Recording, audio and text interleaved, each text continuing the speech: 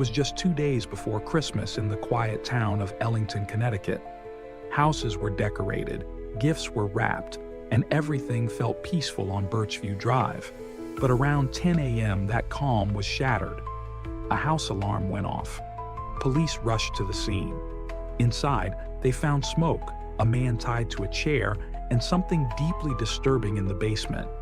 At first, it looked like a break-in, but as investigators started digging, things didn't add up, and soon, a simple fitness tracker would reveal the truth, something no one ever expected. This is the shocking story of Connie DeBate and how her final steps helped solve a murder.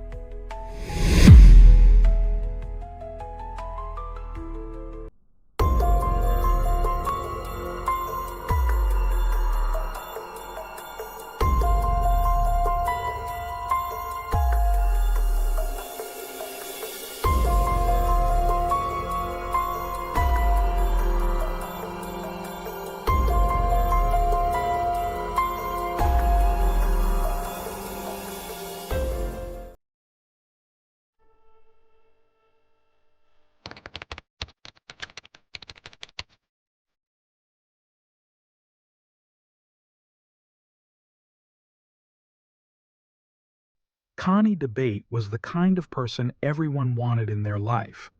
Born on July 31st, 1976, in Rockville, Connecticut, she grew up surrounded by love, raised by her parents, Cindy and Kenneth, along with her siblings Marlise, Leslie, and Keith.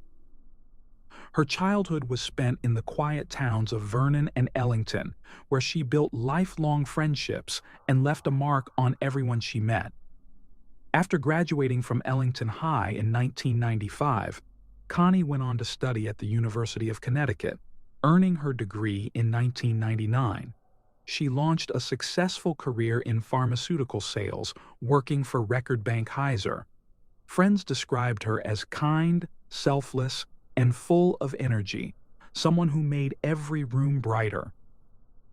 In the early 2000s, Connie met Richard "Rick" DeBate, a Manchester native born just 2 days before her on July 29, 1976. Rick was charismatic and ambitious, with a background in computer network administration. The two fell deeply in love and got married on July 4, 2003. Soon after, their family grew with the arrival of 2 sons, RG and Connor. They moved into a beautiful home on Birchview Drive in Ellington. On the outside, everything looked ideal. Connie was a devoted mother. Rick seemed like a dedicated husband, and together, they were the picture of a perfect suburban family. But what looked like a dream from the outside was beginning to crack behind closed doors. It was just 2 days before Christmas, December 23, 2015, when tragedy struck. That morning began like any other. At 8:10 a.m., Rick dropped off the boys at the bus stop. Connie, meanwhile, was preparing to attend a class at the local gym. But sometime shortly after she left, Rick claimed to have forgotten his work laptop and returned home. According to him, that's when everything changed. Rick told police he received a security alert on his phone about a silent alarm at the house. He emailed his boss about the delay, then rushed back. As he entered, he claimed to hear noises upstairs. When he investigated, he said he came face to face with a masked intruder in camouflage, holding a knife. What followed, according to Rick, was a chaotic scene. He claimed the man demanded money and passwords, even threatening to harm his family. Then the garage door opened. Connie had come home early. Her class had been canceled. Rick shouted a warning, but the intruder ran toward her. A struggle broke out. Rick said he was thrown down the stairs, dazed and disoriented. By the time he recovered and chased after them into the basement, it was too late. A single gunshot rang out. Rick said the attacker then turned on him, using zip ties to restrain him to a folding chair, cutting him with a box cutter, and even threatening him with a blowtorch. But Rick claimed he fought back, grabbed the torch, and scared the man off. It was a dramatic story, but the timeline didn't quite fit. Rick said the attack happened around 9:05 a.m., but the first 911 call wasn't placed until over an hour later, at 10:21. Even stranger, the home security alert Rick claimed to see just after 8:30 wasn't transmitted to police until 10:16. When first responders arrived at the house, they found smoke in the air and the front door slightly open. A trail of blood led from the basement to the kitchen, and there, on the kitchen floor, they found Rick, partially bound, face down, and claiming the attacker was still inside. What they didn't find was any trace of the alleged intruder. Investigators searched the home carefully. They photographed everything, including Rick still tied to the chair. But the deeper they looked, the more questions they had. At first glance, the scene suggested a violent struggle, but certain details didn't quite fit. Rick was found with zip ties around only his left wrist and ankle. His injuries appeared minimal, and the location of the wounds seemed suspiciously convenient. Meanwhile, the true horror of what happened in the home lay downstairs. In the basement boiler room, police found Connie. She had suffered 2 fatal gunshot wounds, one to her abdomen, the other to the back of her head. There was no saving her. She was pronounced dead at the scene. Investigators immediately began treating the case as more than a typical home invasion. K-9 units were deployed in hopes of tracking the intruder's path. But what they found was unexpected. The dogs were fixated on one person, Rick. One of the dogs found Rick's wallet in the yard, supposedly tossed aside by the fleeing attacker. But there was no scent trail leading away from the property. Instead, the dogs traced directly to the ambulance where Rick was being treated for what turned out to be minor injuries. From that moment, Rick's story began to unravel. At Hartford Hospital, detectives questioned him about the events of that morning. Rick repeated his claim that an intruder shot Connie, but as they pressed for details, his account began to shift. His timeline grew foggy. At one point, Rick said he left the house before Connie did. Later, he couldn't remember who left first. He also changed his description of the homecoming, first saying he heard no sounds upstairs, then later claiming he went up because he saw a bedroom light and found a man rifling through a closet. There were other contradictions too. Rick initially said he had been pushed down the stairs, but later said he fell. He claimed Connie and the intruder fought over the gun before the man overpowered her and pulled the trigger. He also insisted the basement was pitch black, making it impossible to see clearly. But if he had been knocked unconscious, as he claimed, how did he recall so much? Even the physical evidence didn't back up Rick's version. He said he crawled up the stairs still tied to the chair to reach his phone and call for help. Yet the injuries on his body were isolated to the left side and the front of his legs, positions easily reachable by his right hand. And there was something else. Almost no blood trail between the basement and the kitchen. Investigators found just a few drops, all dry, in the kitchen itself. If Rick had really dragged himself upstairs, he would have left a much clearer path. Even more troubling was what they didn't find. There was no sign that Rick ever approached Connie's body after the shooting. The blood surrounding her remained untouched, as if no one had even tried to help her. Detectives also examined the supposed point of entry, a basement window. It had no signs of forced entry. Instead, the locks had been removed from the inside and left sitting on the sill. For someone to break in that way, they would have had to pry open the window without damaging the frame or tripping the alarm system. It didn't add up.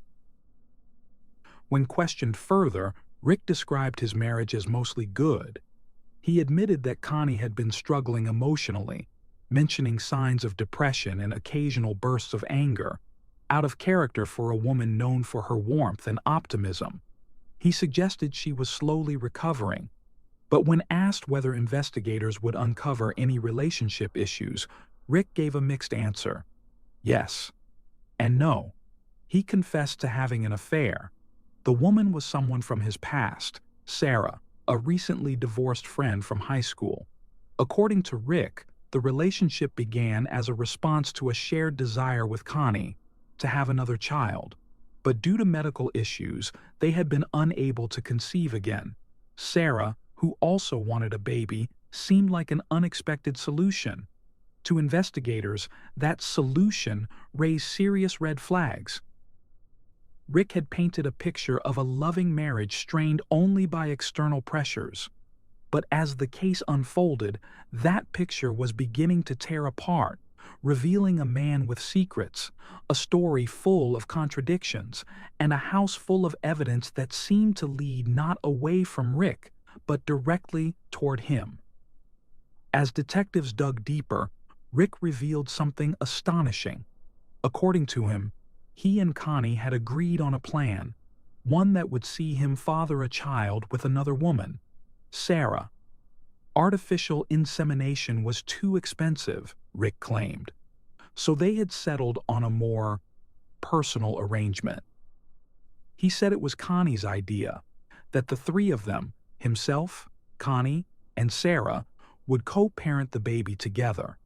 To Rick, it was a modern solution to a shared dream. But to investigators, the story didn't make sense. If Connie had helped orchestrate this, wouldn't she have known the pregnancy was already underway? When detectives asked Rick if Connie knew Sarah was expecting, he dodged the question. And then came another revelation. Connie and Sarah had never even met. That alone undermined the entire foundation of Rick's story. As the cracks widened, the truth slowly began to surface. Connie hadn't agreed to anything. Sarah's pregnancy hadn't been planned. And Rick had been hiding far more than an affair. Investigators tracked down Sarah later that day. Her statement reshaped everything. She confirmed she knew Rick was married, but had been led to believe he was seeking a divorce. Rick told her the marriage had been dead for years, that he and Connie were simply waiting for the right time to separate. On June 18, 2015, Sarah learned she was pregnant. She waited until August to tell Rick, who responded with a lie. He claimed he had already hired a divorce lawyer. By December, the relationship was still going strong. The pair even planned a romantic trip to Vermont just 1 week before Connie's death. On that trip, they discussed when to break the news. Rick suggested they wait until after Christmas. But when the investigation turned to those close to Connie, they painted a very different picture. Connie wasn't just blindsided, she was betrayed. Her friends, the people she confided in about everything, knew nothing about Sarah, nothing about a child, nothing about this supposed arrangement Rick insisted they had agreed on. If Connie had known, they said, she would have told them. She always did. Privately, Rick had confided in his own circle. He admitted to friends that he loved Sarah and feared losing Connie, but the love triangle he built in secret would soon come crashing down. From the very beginning, investigators had suspected Rick might be involved in his wife's murder, but they kept their suspicions quiet. Outwardly, the public narrative was that a masked intruder had broken into the Debate home, murdered Connie, and left Rick injured. Friends and neighbors mourned with him. No one questioned his grief, at first, but investigators kept following leads. One stood out, a contractor the couple had sued after a dispute over home renovations. The Debates had taken him to small claims court, and Connie reportedly feared him. In fact, her car had been vandalized twice in 2015, incidents she believed were connected to the contractor. Afterward, they upgraded their home security system and bought firearms. The contractor's name came up repeatedly in interviews. It seemed like a promising lead, until it wasn't. The man had a solid alibi for the day of the murder and looked nothing like the masked figure Rick described. That trail went cold fast.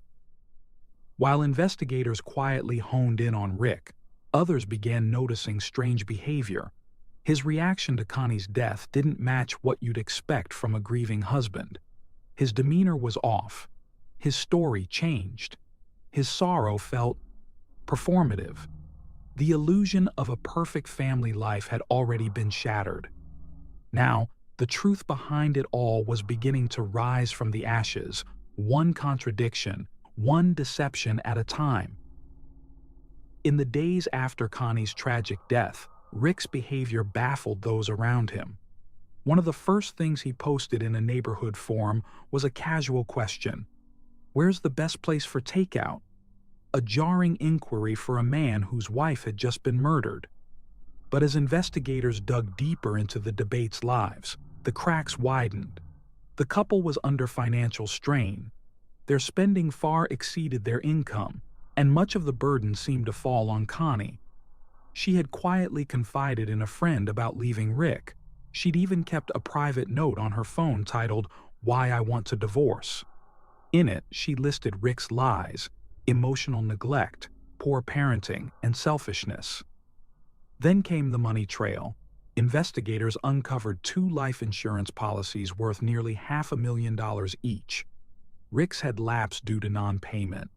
Connie's, however, was active, and Rick filed a claim just 5 days after her death. 1 month later, he collected an additional $75,000 from her employer. It was a chilling revelation. The man who claimed to grieve her was already cashing in. Over the next year, detectives built their case brick by brick. They examined phone records, financial statements, emails, and security system logs. But the breakthrough came from something small and often overlooked: Connie's Fitbit. The data was damning. Her fitness tracker showed she was alive and active well after the time Rick claimed she had been killed. On December 23rd, she woke up at 7:52 a.m. Her activity paused while she drove to the gym, which was confirmed by surveillance footage. She returned home around 9:20 a.m. Then, from 9:37 to 9:43, she was inactive, likely resting. After that, the tracker showed movement and even social media activity from Connie's phone. At 10:05 a.m., her Fitbit registered its final movement. Rick had said she died around 9:05. The data proved she was still alive an hour later. It was the kind of evidence no alibi could explain away. On April 14, 2017, police arrested Rick DeBate. He was charged with Connie's murder, tampering with evidence, and making false statements. Rick pleaded not guilty, but the arrest sent shockwaves through Ellington. To many, Rick had seemed like a grieving husband, not a killer. Prosecutors compiled a 50-page affidavit outlining the case against him: his affair, the insurance money, the shifting story, and the Fitbit timeline that tore his version apart. Still, justice moved slowly. The case was delayed twice. It wasn't until April 5, 2022, nearly 6.5 years later, that the trial finally began. And when it did, the courtroom was packed. Connie's story had become national news, often dubbed the Fitbit murder, a label her family hated. To them, Connie wasn't a case. She was a mother, a sister, a friend. The defense tried to cast doubt. They pointed to unidentified DNA in several spots throughout the home, suggesting another person may have been present. They noted the low levels of gunshot residue found on Rick, arguing it was too minimal for someone who had just fired a weapon. But prosecutors pushed back hard. The DNA, they argued, didn't prove a second suspect. It merely distracted from the real story. And the gunshot residue? The test wasn't done until hours later. Rick had time to wash his hands, clean up, and alter the scene. They argued the motive was clear. Rick was cornered. Sarah was pregnant. Connie wanted out. And Rick's perfect life was about to collapse. As prosecutor Matthew Kadansky told the jury, time is moving on. The pressure is mounting. The baby is coming, and the defendant's worst fears are about to be realized. After a 5-week trial, the jury took just 3 hours to deliver their verdict. On May 10, 2022, Richard DeBatte was found guilty on all counts. At sentencing, the judge didn't mince words. She called the crime premeditated, heinous, and incomprehensible. She handed down a sentence of 65 years, just 1 year shy of the maximum. Rick's lawyers signaled they'd appeal, but few believe he'll ever walk free again. For Connie's family, the long nightmare was finally over. The judge took a moment to speak about Connie. Not the victim, but the person. A vibrant woman, a loving mother, a devoted friend. She ended the trial with words that echoed through the courtroom and beyond. The world is a lesser place without Connie in it. And now, with justice served, Connie's story will never be forgotten.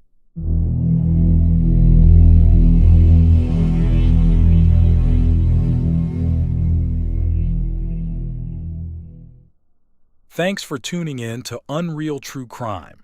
If you're intrigued by mysteries from around the world, check out our new channel, Latin Crimes, where we dive into the gripping true crime stories of Latin America. Don't miss out. Subscribe now for more thrilling investigations.